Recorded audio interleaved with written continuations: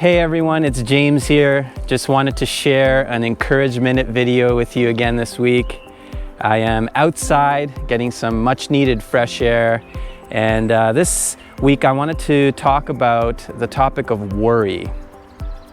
Now, I'll be honest with you, I really needed to get out for some fresh air and to clear my mind, because now this is just a small thing, but this week I'm preaching at my church this Sunday, and I had my full manuscript written. It was all prepared, a lot of work, a lot of hours got put into that.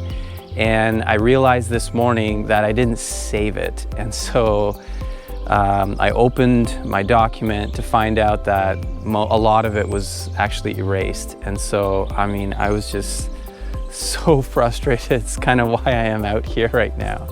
And I just got flooded with a whole bunch of thoughts, and I was like, man, all right, maybe I'll do a video about worry, because, we're in uncertain times right now, and I'm sure many of us can relate to having, times of excessive worrying, right? Our lives are being altered quite a lot. We just heard the news. If you're in Ontario, we heard the news that our kids will not be going back to school till September. Overnight camps are not going to be happening this summer, and that's a big deal for us.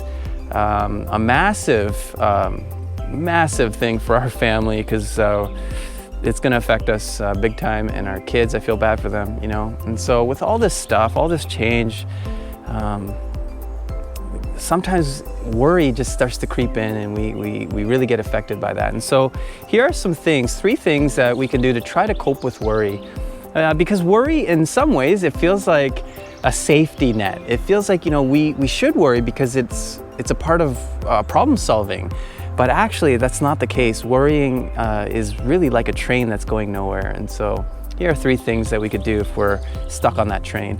And the first is this: to embrace uncertainty. Things are gonna happen that are totally outside of your control. That's a part of our lives. Like, again, this is a small example, but the fact that I didn't save my work, it's brutal, but I can't, that stuff happens. It's how do I roll with that? How do we roll with the uncertainty that happens in our lives, right? And so embrace uncertainty. Number 2 is change what ifs to what can I do, right? The what if train is, again, it's like a train that's going in circles. It really leads us nowhere.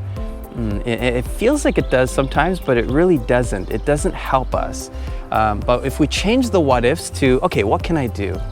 And write down lists of things that we can do in this time, that'll help us cope with worry and help us to get out of that loop of thinking of all the what ifs and all the worry. And number 3 is this: trust God.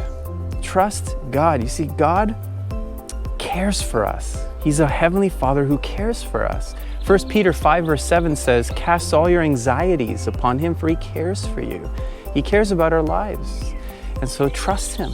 Proverbs 3:5-6 says, trust in the Lord with all your heart, and do not lean on your own understanding. In all your ways acknowledge Him, and He will make straight your paths. And so I just wanted to encourage you with these words.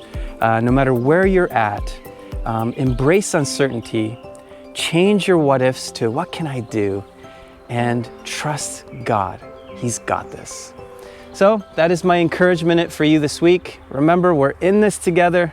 Let's get through this together.